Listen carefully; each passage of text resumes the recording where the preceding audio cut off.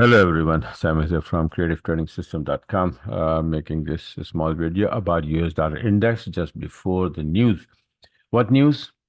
Here today we have at 8:30, right now is almost 7. So at 8:30 we're gonna have this PPI, core PPI, which is, what is it actually? It's producer price index, right? So we have that red news, and then of course a month-to-month core PPI month-to-month, and then PPI month-to-month, month-over-month, right? So these are the numbers: zero point 0.2 expected, 0.2, 0.2 expected, 0.3. So let's see what happens now. USD after FOMC and NFP, and then unemployment number were also bad. So it was kind of like pulling down a little bit, right? Going down was getting weaker.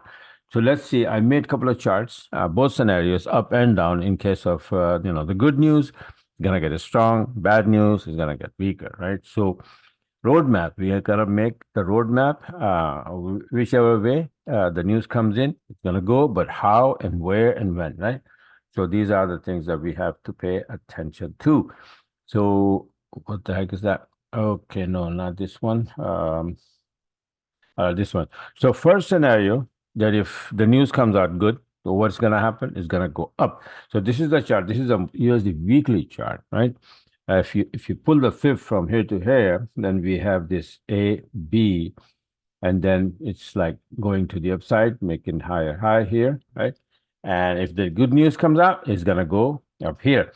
Now you pull the fib from here to here, the extension 127 is coming in this area. This is the line. And if you pull the fib from here to here, 61% is coming exactly the same line, right? So this is where it's gonna go. If the news comes out, good, and then the next news we have tomorrow, I guess, with CPI, right? If that supports as well, so it will continue going to the upside. Upside target is this. That's what I'm looking at technically. If the news comes out bad, it's gonna drop, and what will happen is there's this. That's a bearish scenario, and if I see that this is wave A, 1 or A, right? And then the B wave is putting up a triangle, A, B, C. Then it's gonna drop for D, and then probably gonna go up for E, or maybe drop straight up as a flat, and then or end up making a triangle anyway, and then drop. So for now, from C, it's supposed to drop for D. So this is when the news is bad. Okay, so these are the two scenarios, and what will happen if this thing is going to drop? These four pairs will go up, and these three pairs will have a chance to go down. Similarly, if this will happen, so if it goes up, USD is going to get strong, then these four pair will have a chance to drop, and these three will have to go to the upside, right? Some will go, some not. It depend on the also on the other currency as well, right? So if let's say, for example, here, if the USD is gonna get weaker, yen is also weak, so USD yen is not gonna move, right? But the other pairs will move. That's what it is. And Euro USD, pound USD. If Euro is strong, pound is strong, and USD gets weaker, they will fly. All right.